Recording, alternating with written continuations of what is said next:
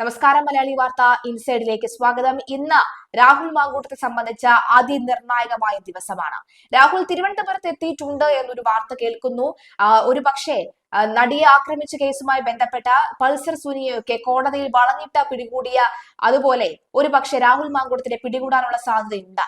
എന്നാൽ അങ്ങനെ പിടികൂടുകയാണെങ്കിൽ പോലീസിനും സംസ്ഥാന സർക്കാരിനും ജനം എതിരാകുമെന്ന് മുൻകൂട്ടി കണ്ട രാഹുൽ വന്നോട്ടെ, ജയിലിലേക്ക് അല്ലെങ്കിൽ കോടതിയിലേക്ക് വന്നോട്ടെ, വാദപ്രതിവാദങ്ങൾ കേട്ടോട്ടെ, ജാമ്യം ലഭിക്കാൻ പോകുന്നില്ല എന്നൊരു മട്ടിലാണ് പോലീസ് ഇപ്പോൾ കടക്കുന്നത്. 7ാം ദിവസവും രാഹുൽ മാങ്കൂട്ടത്തിനെ പിടികൂടാതെ തല ഉയർത്തി നിൽക്കുന്നു എന്ന വാഗ്വാദമാണ് അല്ലെങ്കിൽ കിംവദന്തികളും ഒക്കെയാണ് പോലീസ് സംഘം ഉയർത്തുന്നത്. ജില്ല അടച്ച് പരിശോധന നടത്തി, സംസ്ഥാനം ഒട്ടുകെ പരിശോധന നടത്തി, തമിഴ്നാട്ടിൽ പരിശോധന നടത്തി, കർണാടകയിൽ പോയി പരിശോധന നടത്തി, ഒരു തുമ്പും ലഭിച്ചില്ല. ഏറ്റവും ഒടുവിൽ ലഭിച്ച രണ്ട് സ്ഥിരീകരണം രാഹുൽ മാങ്കൂട്ടൻ റെഡ് പോളോ കാറിൽ രക്ഷപ്പെട്ടു, മറ്റൊന്ന് തമിഴ്നാട്ടിലെ ഒരു ഹോം സ്റ്റേയിൽ രാഹുൽ ഉണ്ടായിരുന്നു എന്നുള്ളത്. ഇവിടെ നിന്നെല്ലാം തന്നെ രാഹുൽ പുഷ്പം പോലെയാണ് രക്ഷപ്പെട്ടിരിക്കുന്നത്. എന്തായാലും ഇന്ന് വാദമുറകളൊക്കെ തന്നെ ആരംഭിക്കുമെന്ന കാര്യത്തിൽ യാതൊരു സംശയവുമില്ല. തിരുവനന്തപുരത്ത് രാഹുൽ എത്തിയിട്ടുണ്ടെങ്കിൽ അത് പോലീസിന്റെ പിടിപ്പുകേട് മാത്രമായിരിക്കുമെന്ന ആക്ഷേപവും ഉയരുകയാണ്. തെരഞ്ഞെടുപ്പ് അടുക്കും മുൻപ് എത്രയും വേഗം രാഹുലിനെ പുറത്താക്കി തടി തപ്പാനാണ് കോൺഗ്രസിന്റെ നീക്കം. ജാമ്യാപേക്ഷയിലെ വാദം അടച്ചിട്ട മുറിയിൽ വേണമെന്ന പ്രോസിക്യൂഷനും രാഹുൽ മാങ്കൂട്ടത്തലിന്റെ അഭിഭാഷകനും ആവശ്യപ്പെട്ടിട്ടുണ്ട്. ഇത് അനുവദിക്കണോ എന്നതിലാകും ആദ്യവാദം. തനിക്കെതിരായ പരാതിയിലെ ആരോപണങ്ങൾ കെട്ടിച്ചമച്ചതാണെന്നാണ് രാഹുൽ മാങ്കൂട്ടത്തലിന്റെ വാദം. പീഡന ആരോപണവും ഗർഭചിത്രവും നടത്തിയെന്ന പരാതിയും മുൻകൂർ ജാമ്യാപേക്ഷയിൽ രാഹുൽ നിരസിച്ചിട്ടുണ്ട്. ഇതിനായി ഡിജിറ്റൽ തെളിവുകളും രാഹുൽ ഹാജരാക്കിയിരുന്നു.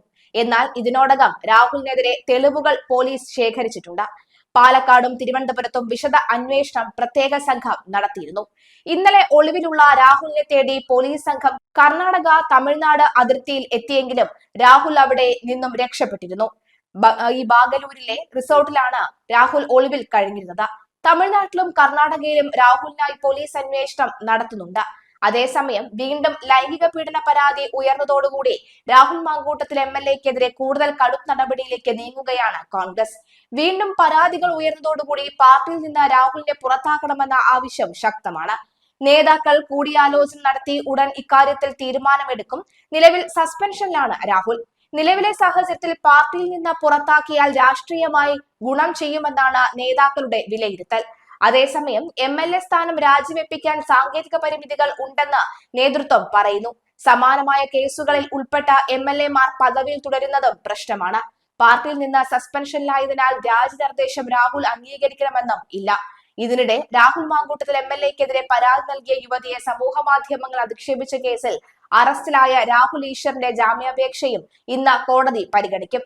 തിരുവനന്തപുരം ജില്ലാ സെഷൻസ് കോടതിയാണ് ജാമ്യാപേക്ഷ പരിഗണിക്കുക. കേസിൽ റിമാൻഡിലായ പൂജപ്പുര സെൻട്രൽ ജയിലിൽ കഴിയുകയാണ് രാഹുൽ ഈശ്വർ. ഇപ്പോൾ അറസ്റ്റിൽ പ്രതിഷേധിച്ച് നിരാഹാര സമരവും ജയിലിൽ തുടരുകയാണ്. ഡോക്ടർമാർ രാഹുലിനെ പരിശോധിക്കുന്നുണ്ട്. അറസ്റ്റ് നിയമവിരുദ്ധമെന്നും ജാമ്യമില്ലാ വകുപ്പ് ചുമത്താനുള്ള കുറ്റം ചെയ്തിട്ടില്ലെന്നുമാണ് രാഹുൽ ഈശ്വറിന്റെ വാദം. പരാതിക്കാരിയുടെ പേരോ വിവരങ്ങളോ പരസ്യപ്പെടുത്തിയിട്ടില്ലെന്നും വാദമുണ്ട്. ഇക്കാര്യങ്ങൾ ചൂണ്ടിക്കാട്ടിയാണ് ജാമ്യാപേക്ഷ. രാഹുൽ മാങ്കൂട്ടത്തിൽ MLA-ക്കെതിരായ പുതിയ പരാതിയിൽ പ്രതികരിച്ച പ്രതിപക്ഷ നേതാവ് VD സതീശനും രംഗത്തെത്തിയിരുന്നു. KPCC പ്രസിഡന്റ് പരാതി ഉടൻ DGPക്ക് കൈമാറുകയും ചെയ്തു. ഇതിനേക്കാൾ മാതൃകാപരമായി ഒരു പാർട്ടി എങ്ങനെ ചെയ്യുമെന്നായിരുന്നു സതീശന്റെ പ്രതികരണം. CPM പാർട്ടി സെക്രട്ടറിക്ക് മുൻപ് കിട്ടിയ പരാതികൾ പോലീസിൽ പോലും എത്തിയിട്ടില്ലെന്നും പീഡന പരാതികൾ CPM-നുള്ളിൽ തീർത്ത ചരിത്രമാണുള്ളതെന്നും സതീശൻ വിമർശിച്ചു. കോൺഗ്രസ് തല ഉയർത്തി തന്നെയാണ് നിൽക്കുന്നത്. ഇങ്ങനെ നിലപാടെടുക്കാത്ത ഒരു പാർട്ടിയും കേരളത്തിൽ ഉണ്ടാകുമെന്ന് തോന്നുന്നില്ല. എന്തായാലും രാഹുലിനെ പ്രതിരോധിക്കാൻ കോൺഗ്രസുകാർ ആരും ഇറങ്ങിയിട്ടില്ല. പരാതിയിൽ പോലീസ് അന്വേഷിച്ച നടപടി സ്വീകരിക്കട്ടെ എന്നും സതീശൻ പ്രതികരിച്ചു. ഇന്നലെ ഉച്ചയോടുകൂടിയാണ് രാഹുൽ മാങ്കൂട്ടത്തിനെതിരെ ഗുരുതര പരാതി കോൺഗ്രസ് നേതൃത്വത്തിന് മുന്നിൽ എത്തിയത്. വിവാഹ വാഗ്ദാനം നൽകി പീഡിപ്പിച്ചതാണ് യുവതിയുടെ പരാതി.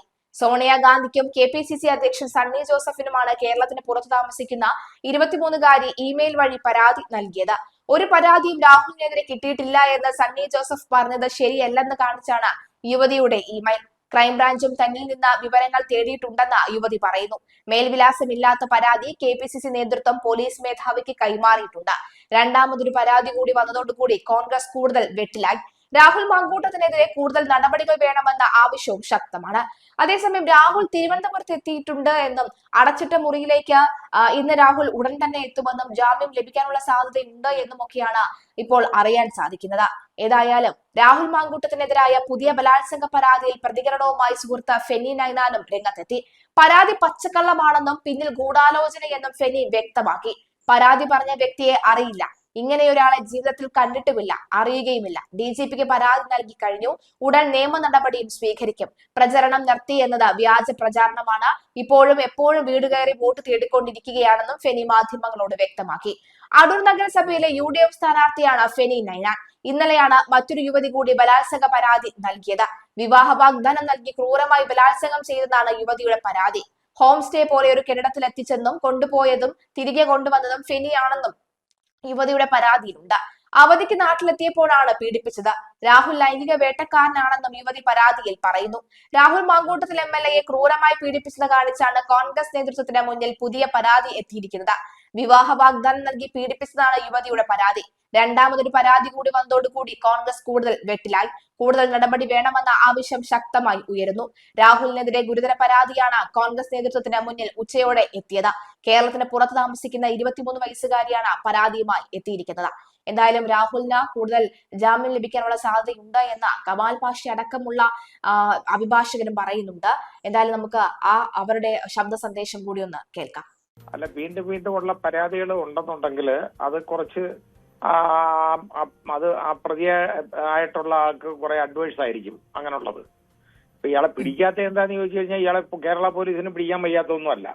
ഇതിലെ ഈ ക്യാറ്റ് ആൻഡ് മൗസ് ഗെയിം നമ്മൾ കേട്ടിട്ടില്ലേ, പൂച്ചയിലെ എലിയായിട്ട് കളിക്കുന്നേ, ആ പണിയാണ് ഇപ്പൊ നടത്തിക്കൊണ്ടിരിക്കുന്നത്. കാരണം ഇവർക്ക് ഈ സ്വർണ്ണക്കൊള്ള, ശബരിമലയിലെ സ്വർണ്ണക്കൊള്ള വിവാദം, അതുപോലെ PM ശ്രീ, പിന്നെ അതുകൂടാതെ ഇപ്പൊ ലേബർ കോഡിന്റെ അതിന്റെ റൂൾസ് ഫ്രെയിം ചെയ്തത്, ഇതെല്ലാം കൂടെ വെച്ചുകൊണ്ട് ശകലം ബുദ്ധിമുട്ട് നിൽക്കുകയായിരുന്നു ഈ പാർട്ടി.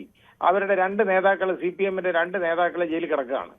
അപ്പൊ അങ്ങനെ ഉള്ള സമയത്ത് അതൊന്ന് കൊഴിപ്പിക്കാൻ, അതിൽ നിന്നൊന്ന് രക്ഷപ്പെടാൻ ഒരു മാർഗം വീണ് കിട്ടിയതല്ല.